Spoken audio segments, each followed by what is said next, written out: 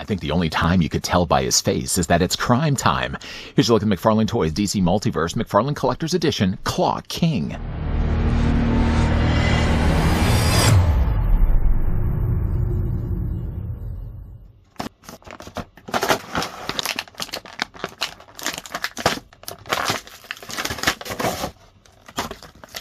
The Clock King was considered to be a third-tier villain by the authorities, thanks to his lack of superpowers and his weird fixation with clocks. Born the aptly named William Tachman, the Clock King commenced his criminal career after doctors incorrectly diagnosed that he had been struck down by a fatal disease and only had a short time to live. Determined to make every second of the rest of his life count, he executed a string of clock-themed robberies as the Clock King. Tachman's overall goal was to steal enough money so his disabled sister would be well cared for after his death.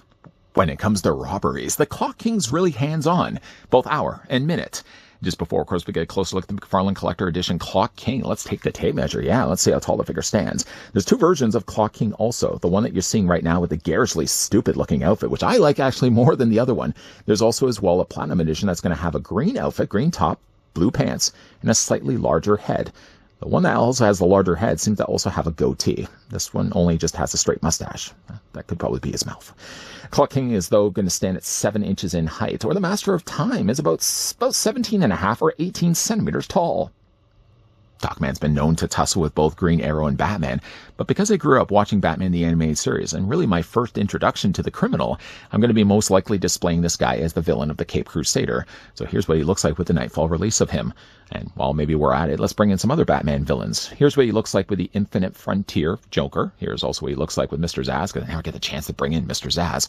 And here's also what he looks like with Oswald Cobblepot, or better known as the Penguin. Clocking in with 5 accessories. First, the figure does come included with a display stand.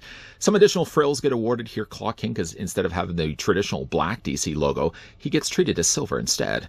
There's the peg that obviously in the far corner that can plug into either one of Clock King's boots. You can't really plug in both. You only have to choose one. Let's move that off to the side. Speaking of stands, the figure also comes included with the podium one that houses the card. Let's just take the card off right now. A very similar style of costume. You can see there's Clock King, the source material. Here's Clock King, the figure. On the side, you can see that it says McFarlane Collector Edition, Clock King off to the far corner. Very retro-looking outfit.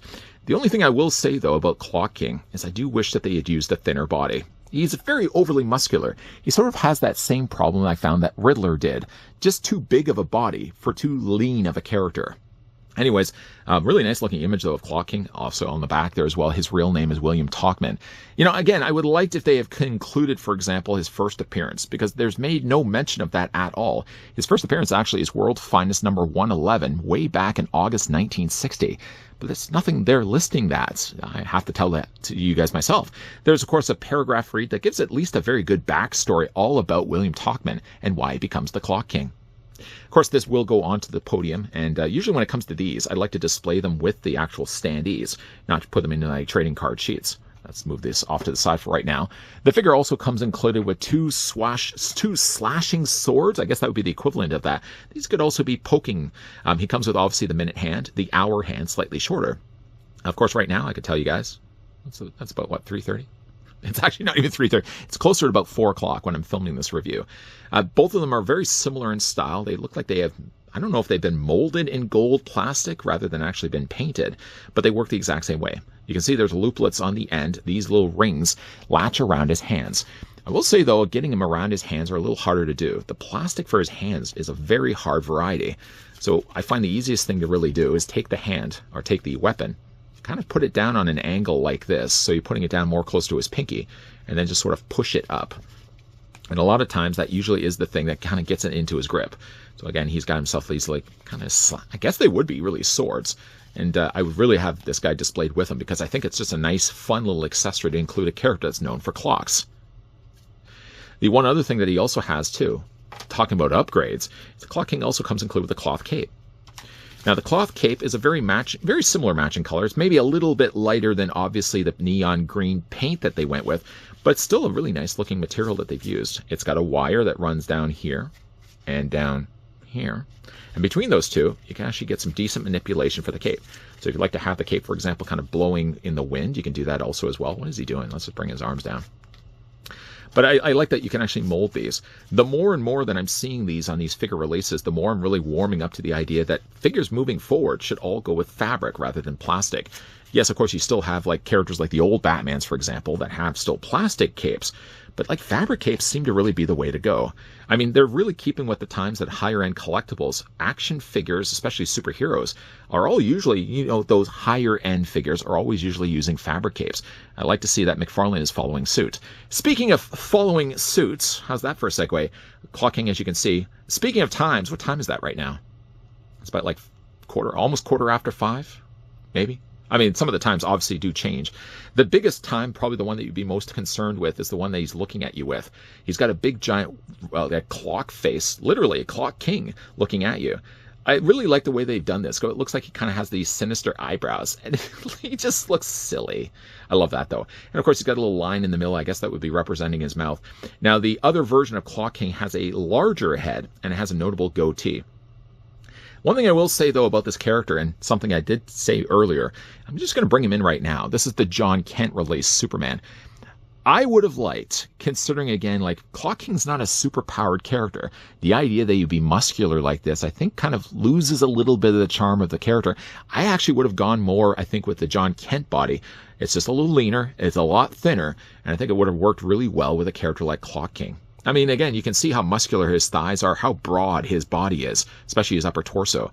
Just think of how much nicer I feel that would have looked had they used the Jonathan Kent body instead. Something also, too, and while I really like the head, I think it could have been a lot bigger.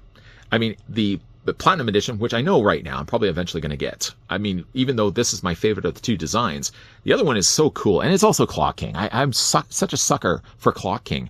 I think they probably also could have used the same sized head for this guy's release as they did with the other one, because the other one does seem like it's a much bigger face. The head, the way they designed it, actually kind of looks like he's scuba diving. Big giant mask, basically like a scuba mask over top of a regular mask. And of course, a nicely printed clock face on the front. I just, again, love his little mean little eyebrows. He's so mad at you right now. Of course, he got tons and tons of clocks all over his body. They're only really on the front of his body. Obviously, they would have saved some of the cost of not printing on the back. So what you're seeing, the show side of Clock King, is the side that matters the most. He's got some also watches there on his arms. Obviously, not to drive home the idea already that this guy knows a little something about time, they have to also include these watches. I think actually, now that I look at it, no, I was going to say maybe the original image also has that, but it doesn't seem like he's also carrying around any Rolex watches.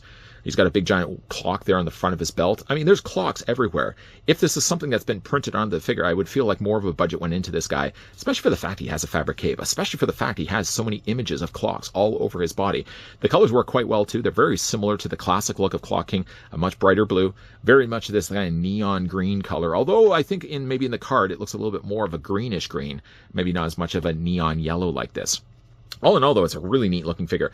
Could he have been maybe a little leaner? Yes. Could he have used maybe a little bit bigger of a head? These are all just little tiny things I would have changed the character. But the fact that we even are having this discussion of Clock King is a testament to the fact that McFarlane always goes for those deep cut characters. And we're seeing a lot more of them, I think, in recent memories. Like in recent years, we're getting a lot more of these classic looking characters. And I say I welcome more of them. Stupid looking design characters like this with overly garish looking giant heads like this. We need more of these. We need more of these. Make it happen. For the articulation on Clock King, his head's going to first of all be on a ball joint, so it allows the head to rotate all the way around. Head moves up. The head moves, well, about that high up, and it moves about that low down. You can also rock the head slightly back and forth as well. Upper torso is going to be on a ball joint. Would you also believe as well the lower abdomen is also on a ball joint? Arms rotate all the way around. You can bring the arms out easily at 90 degrees, no problems there. Figure does have a swivel in his bicep, a double hinge on his elbow, and yes, the Clock King does have a rotation all the way around on his wrists. For the legs, they do split out. Now, even though his trunks are a softer plastic again, they're pretty in line with the shape of the rest of his body, so it doesn't feel like he's got overly large trunks.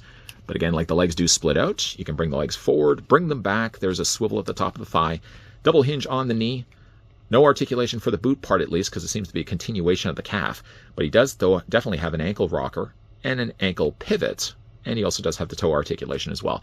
The only other thing I would also say as well for Clock King is that you can see like the coloring of his pegs aren't quite jiving for the colors around them. Clearly this has been the molded plastic. Clearly everything around it has been the painted plastic. So there's a little bit of disruption for the color scheme here. It's pretty close, but you maybe notice it a little bit more when it comes to his ankles. Other than that though, I mean, and maybe proportionally, I would have loved if this guy could have had a larger head. Again, we are having this discussion of Clock King, and the figure looks fantastic. Other accessories I don't think needed to be applied here to the character. The fact that he has, for example, the minute hand, the hour hand. I mean, there's some good options available when it comes to displaying this guy. And speaking of other options available for displaying this guy, the fact that we are having a discussion, a wireframe fabric cape on these characters. Some good work here, well, going for the folks at McFarlane Toys. And, you know, again, like going back to the card, the fact that we have a classic-looking Clock King. Still, I'm tempted to twist my rubber arm to go back and get that Platinum Edition release. And obviously, when I do, we'll be doing this guy a service of bringing him back in frame. So obviously, we'll be doing comparisons there. The classic look for me, the look that you're seeing right now, as garish as it may be, is my favorite look for the Clock King of the two releases that we got from McFarlane Toys. But leave it with me. Give me a little bit of time. And of course, we will be looking at that one in an upcoming review. So now that we got a Clock King figure, what are the chances that we're going to get a Mr. Camera? Mr. Camera also was a villain for Batman. He wore a tuxedo, a red cape, and I kid you not, he had a camera for a head. A camera for a head. And as stupid as of an idea as that may sound, from a tooling standpoint, it wouldn't take much at all for McFarlane not just to dust off the Red Hood classic body, because it also had a tuxedo, it also had a cape. They'd only have to re-sculpt a brand new camera head. I might be the only one right now that's asking for a Mr. Camera figure. Back, though, to Clock King. As ridiculous as a costume as it may be for Mr. Camera, so similarly stupid it is for Clock King to literally be a bright blue character wearing bright green trunks and having Cameron clock faces all over his body. And yet, for me, it works because that's a classic look for a character you could never pull off in a modern film. You imagine a guy walking around on the city streets of Gotham City or in a Green Lantern universe film, for example, looking like this. It would be preposterous, and yet it works so well with a figure like this. Truth be told, though, I think the figure body is still too big. I think it's very much like the same argument as Riddler. I mean, obviously, Riddler was based on sort of the DC Classics design of Riddler, where he was overly muscular. But like Riddler by nature should be a much leaner looking character. I think a John Kent body could have worked really well with a Clock King figure like this, still keeping the same cloth cape in place and maybe making the face for his head just a little bit bigger, just a little bit bigger. I know for a while I was kind of stuck with the idea that figures should really have plastic capes. Chalk a lot of that up just to my memories, really, of collecting the DC Classics line of figures, where all those characters back then had plastic capes. Now, though, that I've experienced how good fabric capes are, this is a trend I really want to see them moving forward with. If it's only just, again, something that's going to be relegated to the McFarlane Collector's Edition, and we can get classic characters like this, more fabric capes are going to be welcomed by me. What do you guys, though, think of Clock King? Too stupid of an idea for a character, or is it something like this that you'd love to see them do more characters like this? Those deep-cut characters that would have only really worked really well in like the Silver Age of comics. Mr. Camera. We need to get a Mr. Camera figure. What do you guys, though, think of Clock King? Let me know down below in the comment section. Have you guys picked up this one or the other Clock King that McFarlane and his team have released? If you guys also did enjoy this video, do it a solid. Throw it a like. You guys want to stick around for more so? I hope so. Hit that subscribe, turn on that bell, and of course the most important thing is that you're coming back. As always, thanks for watching. See you guys next time.